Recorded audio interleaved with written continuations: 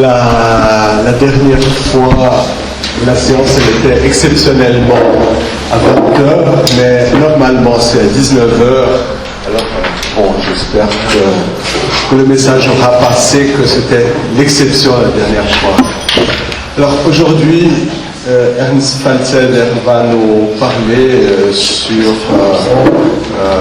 un point spécifique de la correspondance et surtout sur Ferenczi, comme vous voyez là, entre l'orthodoxie et la dissidence. Ça sera en anglais. Ensuite, Vincent Barras va nous faire un résumé en français. Alors, comme c'est devenu une petite tradition, on commence par deux lettres. Une lettre de Freud et puis la réponse de Ferenczi. Ça sera la lettre du 13 décembre 1931, si je ne me trompe pas, celle sur la technique du baiser. Et Marlène, elle va incarner Freud, et puis moi, je ferai la réponse en tant que Ferenczi. Voilà. Alors, attendez, je vais voir si ça va. Ça va? Oui? Très bien. Bon. Vienne, Bergasse 19. Le 13 décembre 1931. Donc c'est le professeur Freud.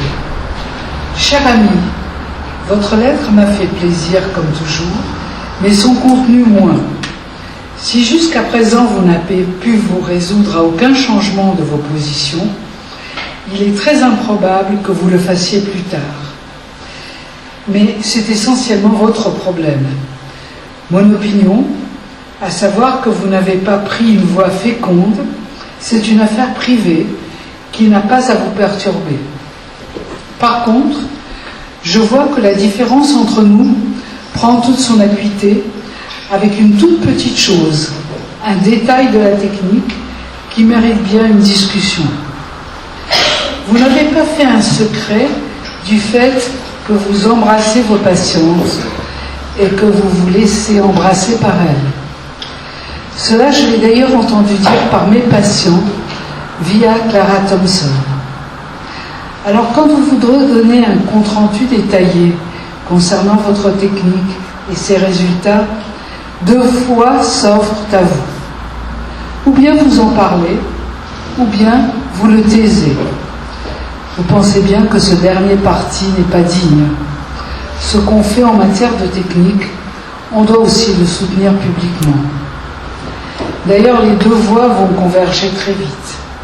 Même si vous n'en parlez pas vous-même, ce sera rapidement connu.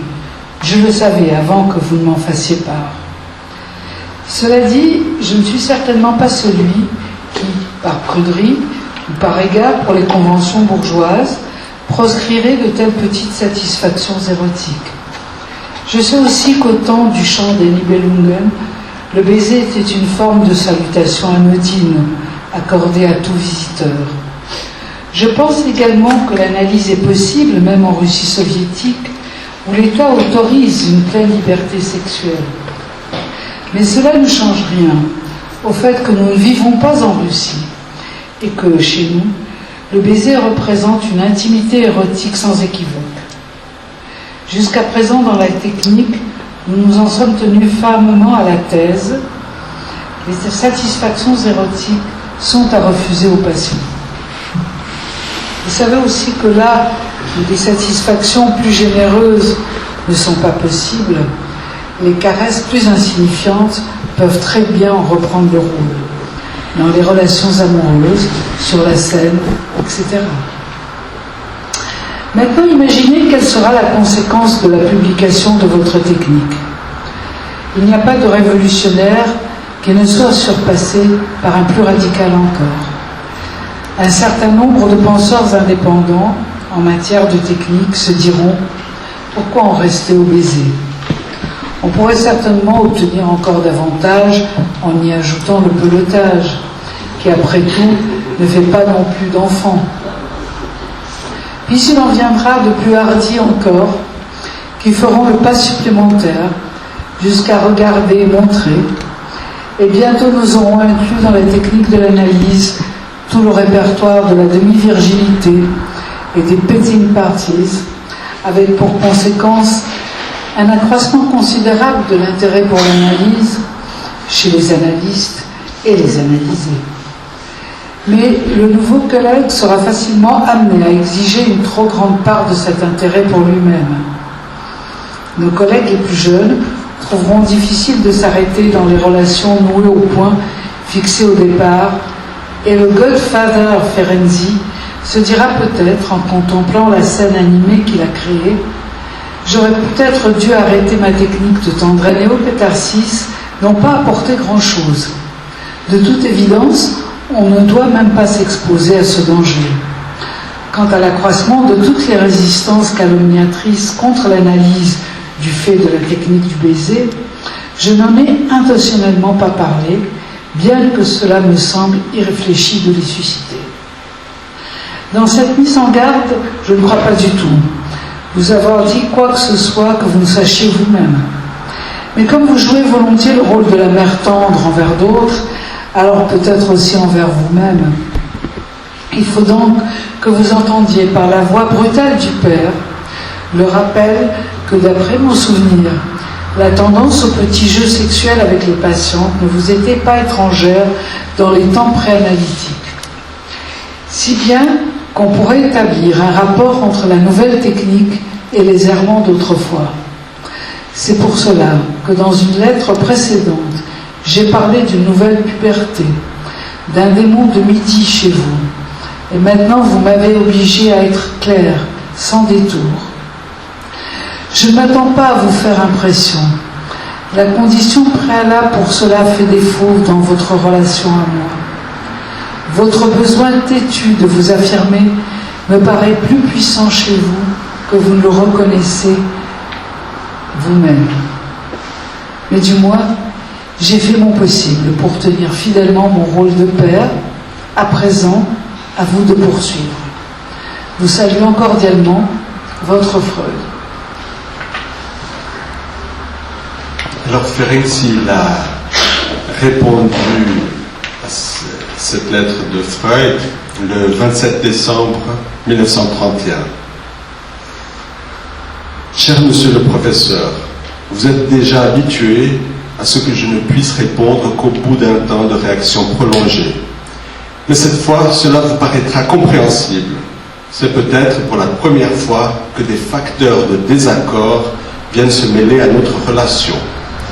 Maintenant que j'ai laissé s'écouler le courant affectif, je pense être en mesure de vous répondre dans un sens apaisant. Vous vous souviendrez sans doute que c'est moi qui ai déclaré nécessaire de rendre également compte de ce qui est d'ordre technique dans la mesure où c'est méthodiquement appliqué. Vous étiez plutôt d'avis de se montrer économe en communication technique. Et maintenant, c'est vous qui estimez qu'il serait indigne de se taire et c'est moi qui dois objecter que le rythme de la publication peut être laissé au tact et au jugement de l'auteur. Mais là n'est pas l'essentiel dont je voudrais vous parler. Je considère que votre crainte de me voir évoluer en un deuxième shtick n'est pas fondée. Les péchés de jeunesse, les erreurs quand ils sont surmontés et élaborés analytiquement, peuvent même rendre quelqu'un plus sage et plus prudent que ceux qui ne sont jamais passés par de tels orages. Ma très ascétique thérapie active était certainement une mesure de protection contre ces tendances, c'est pourquoi elle a pris dans son exagération un caractère compulsif. Lorsque je l'ai reconnu, j'ai relâché la rigidité des interdits et frustrations auxquels je m'étais condamné, moi et d'autres. À présent, je crois que je suis capable de créer une atmosphère bienveillante et dépassionnée, propre à faire éclore même ce qui était caché jusque-là. Mais comme je crains les dangers tout autant que vous, je dois et je vais, comme par le passé, garder à l'esprit vos avertissements et me critiquer sévèrement moi-même. Ce serait donc une erreur si je voulais enterrer la couche productive qui commence à se découvrir devant moi. Après avoir surmonté la douleur relative au ton de notre correspondance, je ne peux m'empêcher d'exprimer l'espoir que notre entente amicale, personnelle et scientifique ne sera pas troublée par cette péripétie ou qu'elle sera bientôt rétablie. Avec des vœux cordiaux pour la nouvelle année, votre Ferenczi. Alors, j'appelle Francesco Panese qui va présider la soirée. Vu l'infrastructure technique, je pense que je peux simplement me limiter à vous accueillir à la Fondation. Je pense que je ne suis pas la personne la plus autorisée pour présenter M. Falzeder, même si je suis évidemment intéressé à ses travaux. Je sais pas, et je propose que Vincent, je présiderai après pour donner la parole, et que Vincent dise quelques mots de M. Falzeder. Alors, Ernest Falzeder est un historien en chair et en os, vous le voyez, on a le toucher. Et c'est un de ces personnages qui, depuis une vingtaine d'années au moins, ont, à mon avis, révolutionné le champ des études de l'histoire de la psychanalyse. Il y a un courant important, parfois critique envers les études historiques antérieures sur Freud, souvent venues des psychanalystes eux-mêmes, qui a été remise en question par différents historiens dans la lignée des travaux de Hélène Berger, que vous connaissez sans doute tous, un psychiatre d'origine suisse d'ailleurs, ayant fait l'essentiel de sa carrière au Canada. Et à la suite de cet historien, dont l'ouvrage s'intitulait « À la découverte de l'inconscient », un peu malencontreusement réédité une vingtaine d'années plus tard sous le titre statique de « Histoire de la découverte de l'inconscient », ce qui n'est pas la même chose. Et Hélène Berger a donc initié une série d'études, c'était au début des années 70, sur l'histoire, une nouvelle histoire de la psychanalyse. Entendu, faite selon des critères, je dirais, professionnels, à savoir examen scrupuleux des sources, examen accès aux textes originaux, comparaison, enfin, les méthodes de l'histoire. Et Ernst Falzeder est de cette lignée-là d'historiens qui éventuellement formaient la psychanalyse ou non, mais ce n'était pas le critère décisif, ont vraiment apporté une image beaucoup plus subtile, nuancée de l'histoire de la psychanalyse, en particulier en contextualisant largement, essayant de voir ce que Freud devait à son siècle, autant que ce que le siècle devait à Freud, pour le dire dans une formule précise. Et il s'est intéressé, Ernst Falzeder, à toute une série de sujets, et en particulier à Ferenczi, dont il a été, avec André Hénal, dont nous sommes très heureux de la venue ce soir, un des éditeurs. Il a œuvré à l'édition scientifique, et vraiment selon des critères de très grande qualité et de très grande rigueur, la correspondance de Freud et de Ferenczi, parmi ses nombreux travaux. Il est donc, il a semblé tout à fait naturel, donc, à l'Institut du science de la médecine, la Fondation Verdun et l'association la SREP, voilà, avec un sigle assez compliqué, représenté par Renato Seidl, de m'inviter à Ernst Falzeder pour nous parler de cette correspondance du point de vue de l'histoire. Et c'est ainsi que Ernst Falzeder, que je remercie vivement d'avoir accepté cette invitation, nous parle maintenant en anglais de Sandor Ferenczi, Between Orthodoxie and Dissidence. Je ne sais pas s'il faut que je traduise ce titre, je ne pense pas, mais je me propose de faire un bref résumé, au cas où ça s'avérerait nécessaire, vous me le direz, à la fin de son exposé, la discussion pouvant bien entendu avoir lieu en français. En réalité, Ernst Falzeder se cache très modestement derrière son soi-disant mauvais français. Son français est excellent malgré tout. Alors je vous laisse la parole dans ce résumé. Merci Vincent. Tout d'abord, veuillez excuser moi de parler en anglais. C'est quand même beaucoup plus facile pour moi. So I'll continue in English. Thank you very much for having invited me to Lausanne. It's a very great pleasure to be here again after many years in this part of Switzerland. So I'm going to talk about Sandor Ferenczi, Between Orthodoxie and Dissidence. And I wrote my doctoral thesis on Sandor Ferenczi and Michael Balin. And when I wrote that thesis, and that was 27 years ago, I was still justified in writing, and here I'm quoting myself.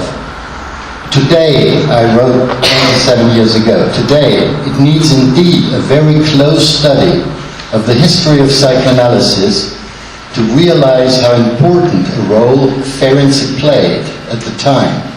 So rarely is he quoted, and so few of his ideas have been incorporated into psychoanalysis under his own name. End of quote. Here's a picture of Ferenczi in 1913, dedicated to Freud. But regarding that quote I just read to you, I have to add that in the meantime, the situation has changed completely. Important sources have been published, such as Ferenczi's clinical diary, his correspondence with Freud, of which we've heard an extract just now, the circular letters of the so-called secret committee, of which Ferenczi was a member, his complete letters with Georg Grodek, or his correspondence with Ernest Jones, and also other materials. Other primary sources, such as his correspondence with Otto Rank, are available in archives. Several books and many, many articles have been written and devoted to his life and work. There were panels on Ferenczi at international congresses of the IPA, and quite a number of international meetings have been exclusively devoted on his work and life. Here's a not so well-known picture of Freud in 1914. Simultaneously, the writing of the history of psychoanalysis, too, has undergone considerable changes. Firstly, during the past 2 decades or so, many more primary sources on Freud have been published or have been made accessible in archives than in the 50 preceding years. For example, practically all of the big correspondences of Freud have now been published in extenso. And I might add that I not only co-edited the Freud-Ferenczi correspondence, but also edited the complete Freud-Abraham correspondence. And the original German edition has just come out, 2 volumes. In addition, a wealth of other documentary material has surfaced. And if you are interested, I've written an article on that which has been translated into French and has appeared in the journal Psychotherapie. Secondly, the general tenor of historical works on psychoanalysis seems to be slowly changing. At first, there was an initial period of a predominantly idealizing attitude toward Freud. Then came a period of what has been called Freud bashing. And now, in the past few years, there seems to be an increasing number of authors who try to paint a new, balanced picture of Freud, based on original research and on primary documents, trying to avoid the trap of succumbing to idealization on the one hand, or simply relegating psychoanalysis to history's ash can on the other hand. I'd just like to quote an example of the kind of research that's George McCurry's recent book on revolution in mind, which I can recommend.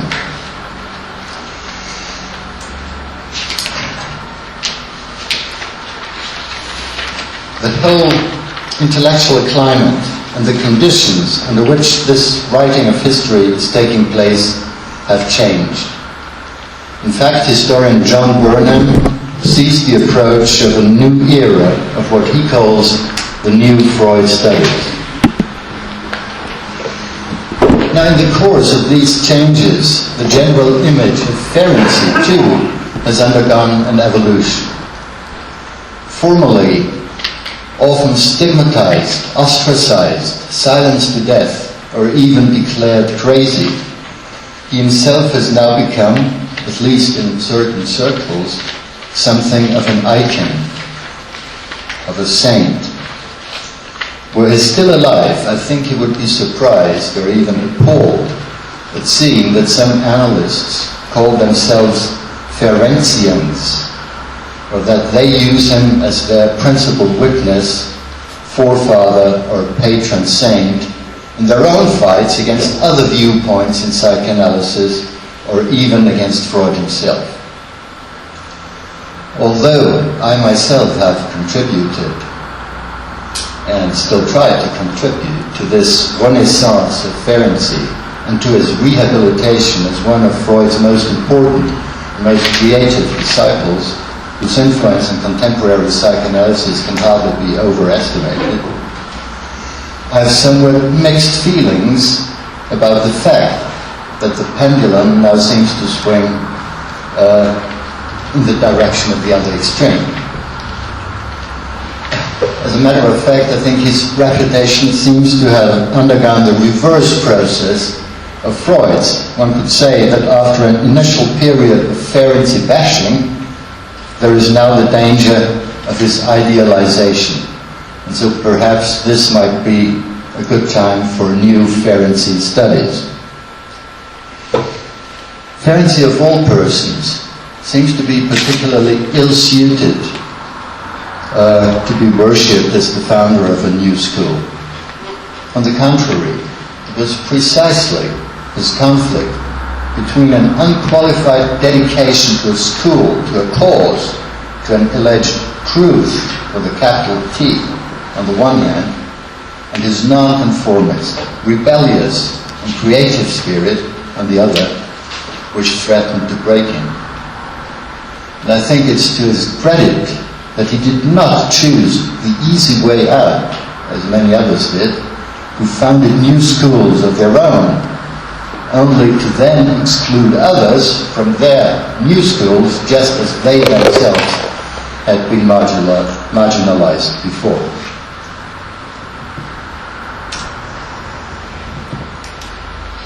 This is a picture taken in 1909 in Worcester on the occasion of Freud's trip to America, and he was accompanied by Ferenczi and by Jung, of course. Like Freud himself, his followers too, including Ferenczi, were in search of the truth. They wanted to be intellectual conquistadores and to introduce a new paradigm in science. Already before his first encounter with Freud, Ferenczi had long been interested in new, exciting, even taboo topics and movements. He was a young doctor, he was a forensic expert. He was a physician of prostitutes, of criminals, and of the impoverished. He was a friend of liberal journalists, of politicians, poets, bohemian, of painters. He himself was a bachelor in Bohemia, living in the Hotel Royal in Budapest, where he met his friends and had discussions with them. Already before he had met Freud, he had written about topics like spiritism, love in science, female homosexuality, sexual intermediary states, the psychosis, neurasthenia, hypnosis, sexual education, premature ejaculation. And then he learned about C.G. Jung's association experiments and became fascinated by them. And by way of Jung, whom he met, by the way, and had a kind of short analysis with Jung, he became interested in Freud and read Freud's writings and Freud's theories, which, as he wrote to Freud in his very first letter, from then on, quote, occupied me constantly, and were indeed to occupy him until the end of his life.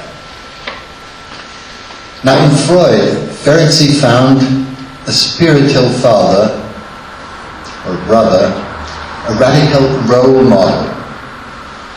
Freud was a nearly ideal type of an iconoclast, ready to question nearly everything that until then had been seen as traditional wisdom. In joining the cause, as Freud called it, or the wild horde, l'armée sauvage, another of Freud's terms for the psychoanalytic movement. And joining this armée sauvage, Ferenczi, himself an iconoclast, was increasingly faced with a dilemma. Because, much as Freud was willing to question everything else, just so little was he inclined to let himself be questioned.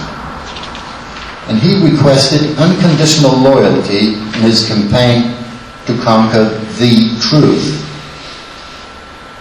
So even if the truth that he commanded was a wild one, for him authority and discipline were quite as important as in a regular army. There's a rather well-known picture taken when Freud spent his vacation in Hungary.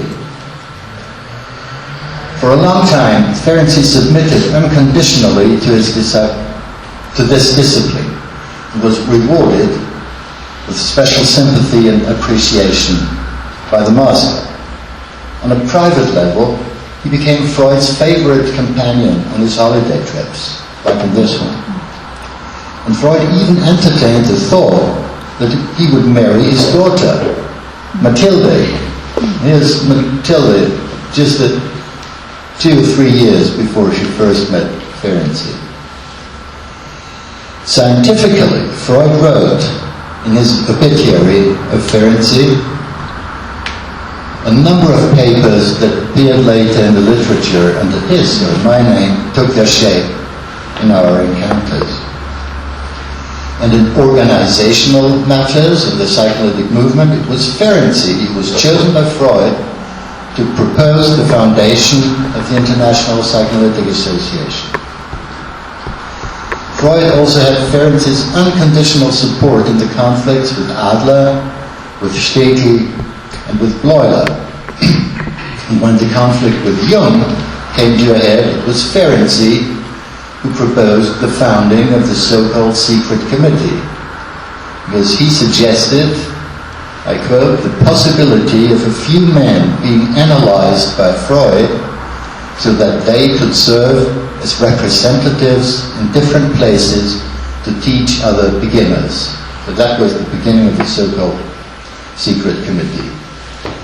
Ferenczi himself became one of the first to fulfill this requirement and went to Vienna to be analyzed by Freud. And for some time, he could even harbor hopes of being Freud's chosen crown prince and of becoming his successor. For instance, when Freud wrote his obituary of Abraham, who died in 1925, he wrote that when it came to the leadership of the psychoanalytic movement, there was, I quote, only one other name that could be set beside Abraham's, and there is no doubt which name he had in mind.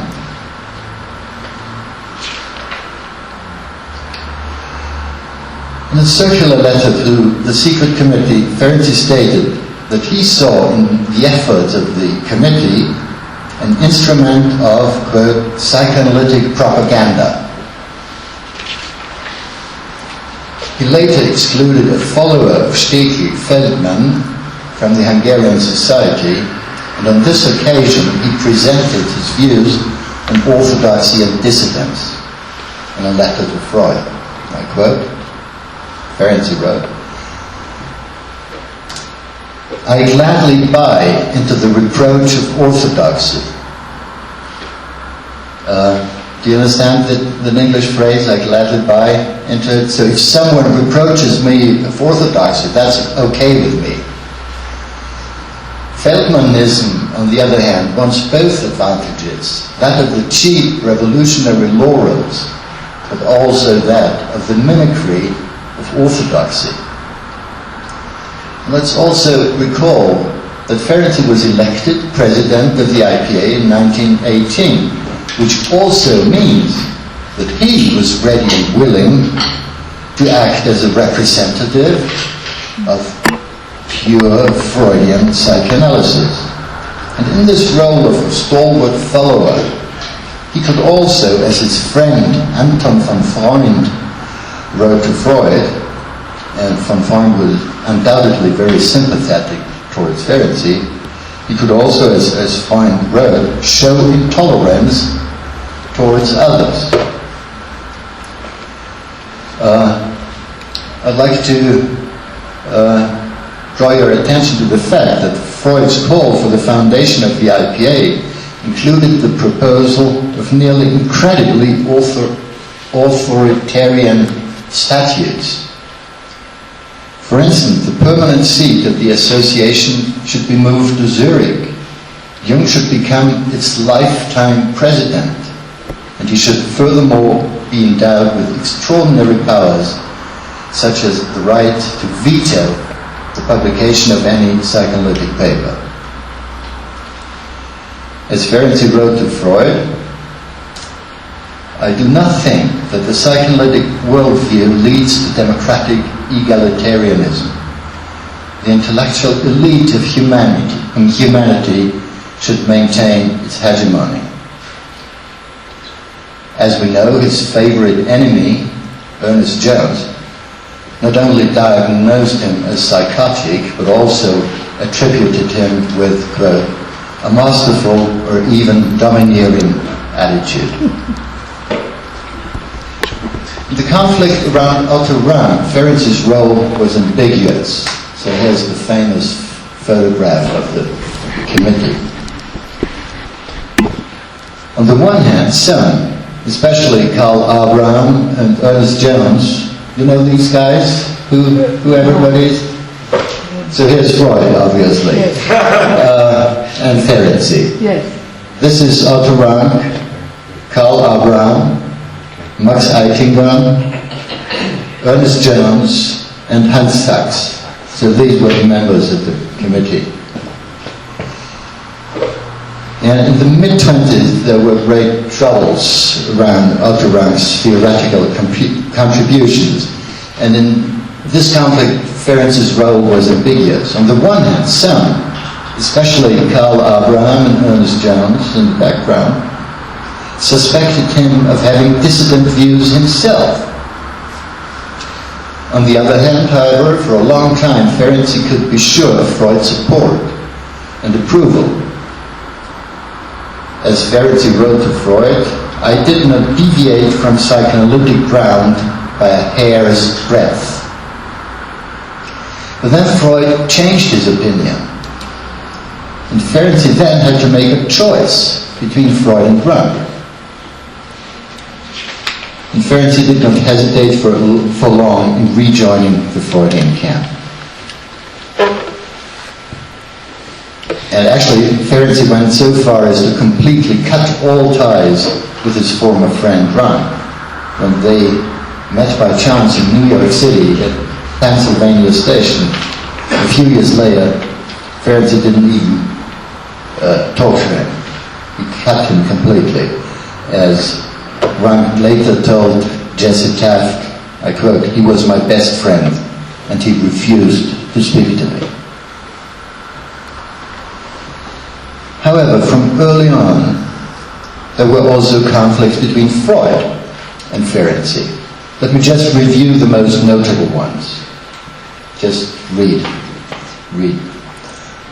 that. The difficulties during the trip to Sicily in 1910, culminating in the famous Palermo incident when Freud wanted to dictate his thoughts on the Schreber case to Ferenczi.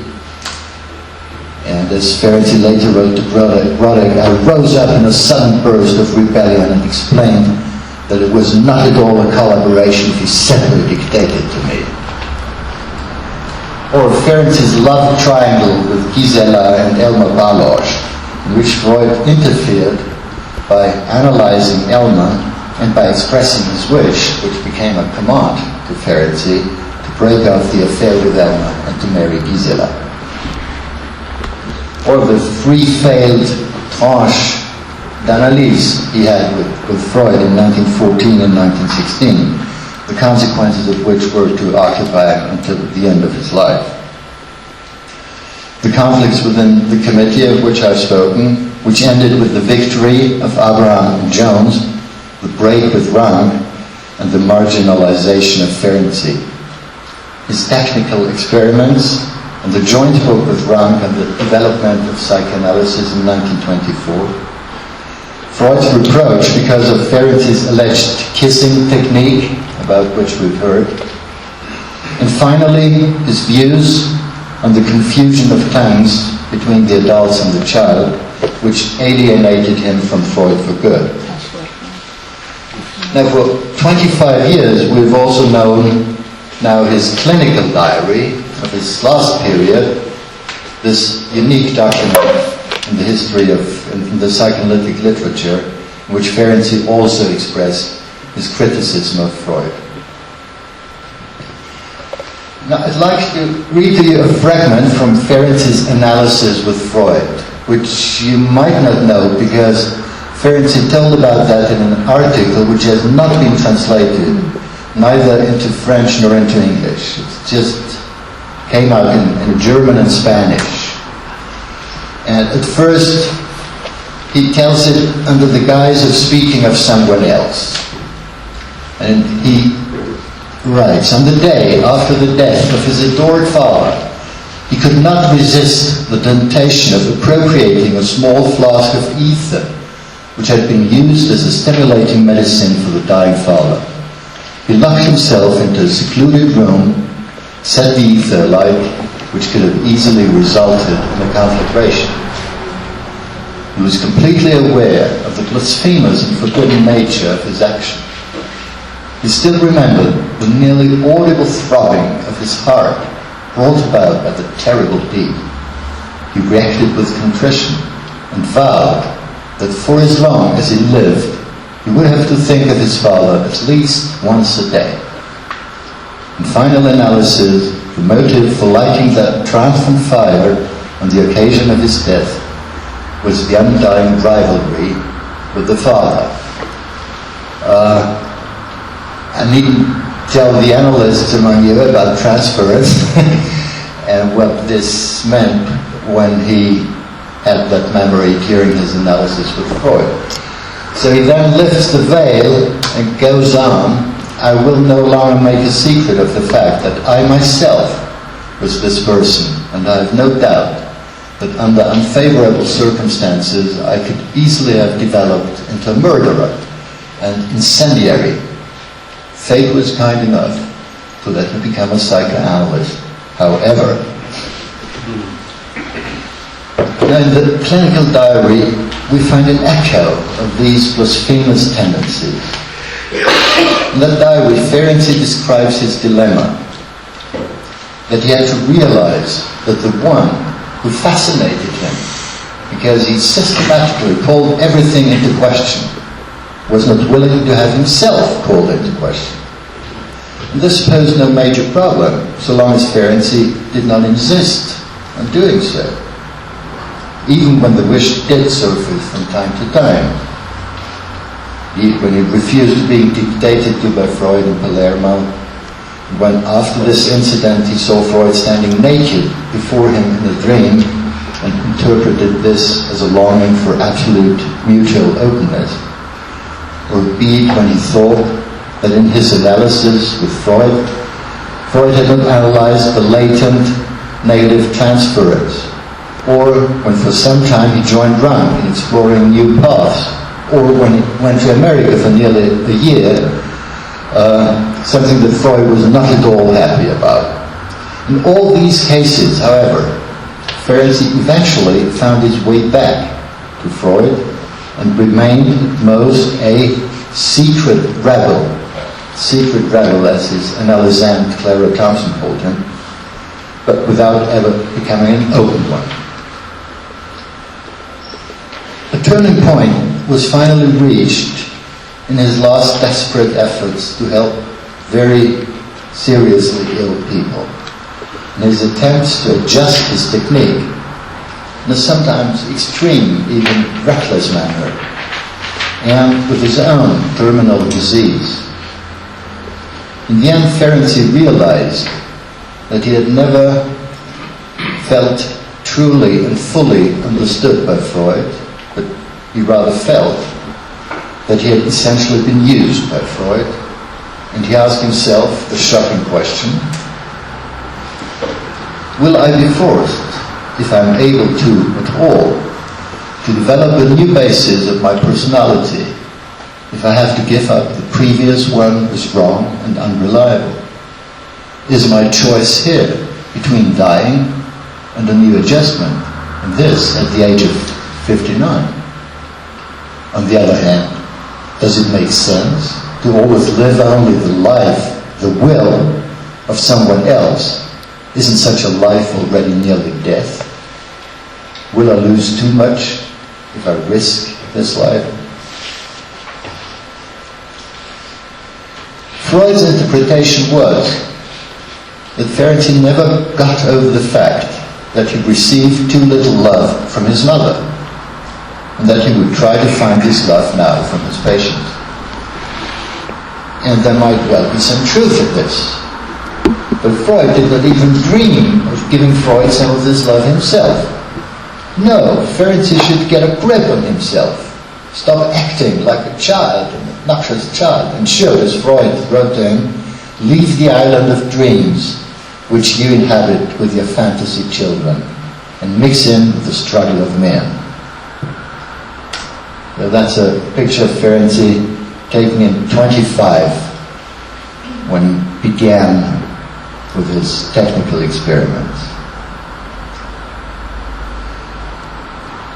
Now this was also the general era of movements, of isms, of socialism, of communism, Zionism, later National Socialism. It was the era of movement, the youth movement, women's lib, workers' movement, even mountaineers joined and had a movement of their own.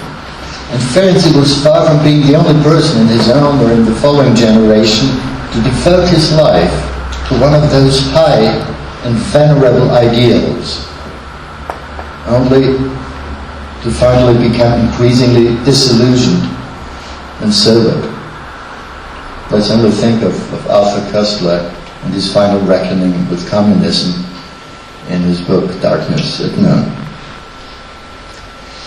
Now the leaders of those movements were obsessed by their ideals, and they were ready to sacrifice very much, even people, to the attainment of those ideals. Freud was no Lenin, of course, and his sacrifice of others took much milder forms. But still, he did not hesitate to break with anybody who seemed to him to deviate from the truth, as he understood it. There was no way back.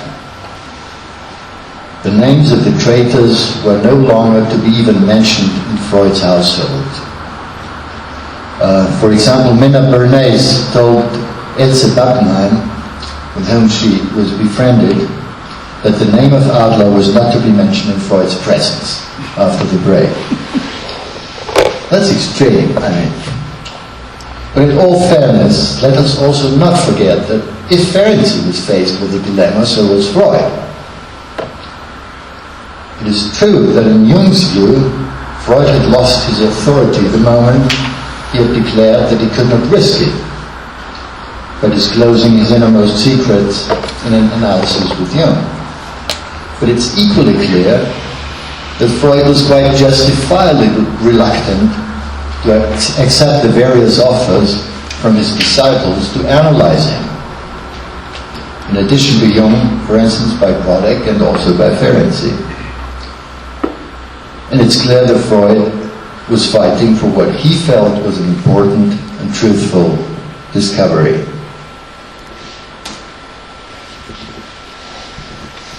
Here's a picture of the Congress of the IPA in 1925 in Bad Homburg. And here we have Ferenczi.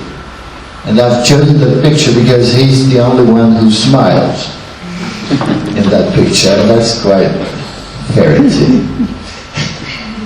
Ferenczi had retained some of both the tenderness and the rebellion of a child, of his pleasure in playing and experimenting, but also of some of the darker sides of the wise baby, as he sometimes called it.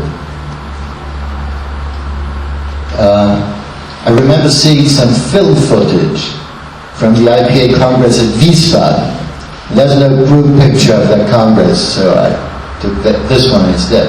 But there was a film shot at the Congress at Wiesbaden, which is the last Congress the terminally ill Ferenczi attended, where he gave the famous or infamous paper on the confusion of tongues.